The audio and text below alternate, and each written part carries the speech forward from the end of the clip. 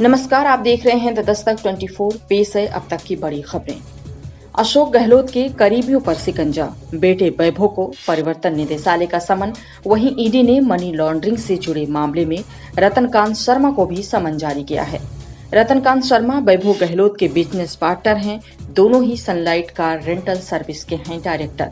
ED की छापेमारी CM Gehlot के भाई अग्रसेन गहलोत के यहां भी हुई।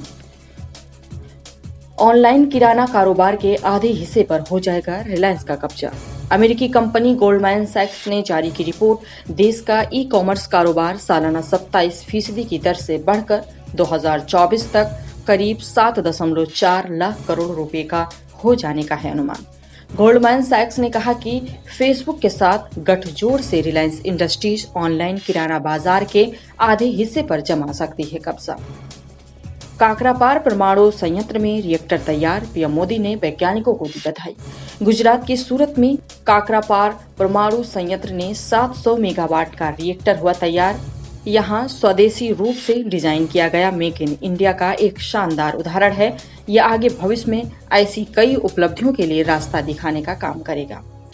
बिहार विधानसभा चुनाव से पहले ओबीसी क्रीमी लेयर पर किचकिच।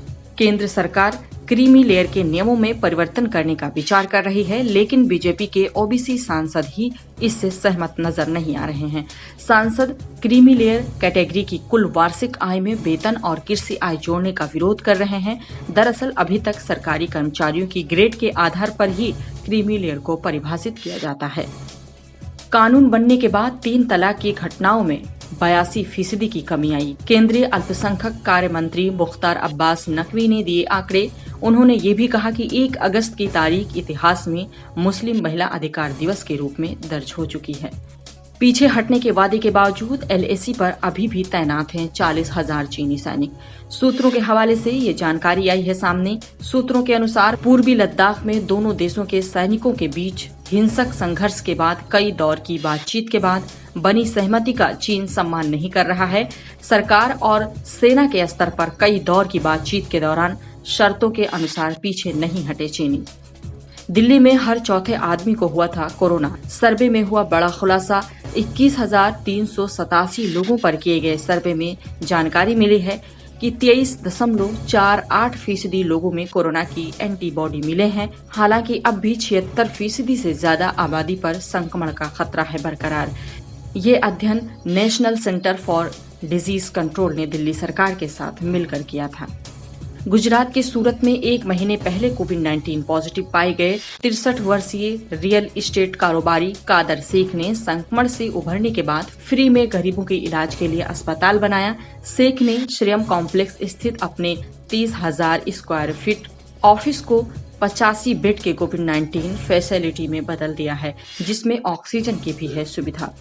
चरम पर पहुंचा अमेरिका चीन टकराव। 72 घंटे में ह्यूस्टन में वाणिज्य दूतावास बंद करने को कहा। चीनी कम्युनिस्ट पार्टी की सरकार ने कहा कि अमेरिका ने ह्यूस्टन में महावाणिज्य दूतावास को बंद करने के लिए कहा। ट्रंप प्रशासन के इस कदम से बीजिंग बुरी तरह गया है भड़क। उसके एक अधिकारी ने इस कदम को बताया अपमानजनक और अनुचित। कोरोना के इलाज में HCQ व क्लोरोक्वीन असरदार नहीं, जर्मन वैज्ञानिकों ने किया खुलासा। नेचर नामक पत्रिका में छपे 2 अध्ययन रिपोर्ट के मुताबिक कोरोना वायरस संक्रमण के खिलाफ ये दोनों दवाइयां अकेले या एंटीबायोटिक एजिथ्रोमाइसिन के साथ देने पर भी कोई एंटीवायरल प्रभाव नहीं छोड़ सकी है। आज की 10 बड़ी खबरों में इतना ही। अन्य खबरों के लिए बने रहें द दस्तक 24 के साथ। हमारे साथ जुड़े रहने के लिए हमारे YouTube चैनल को सब्सक्राइब करें, साथ ही बेल आइकन को दबाएं।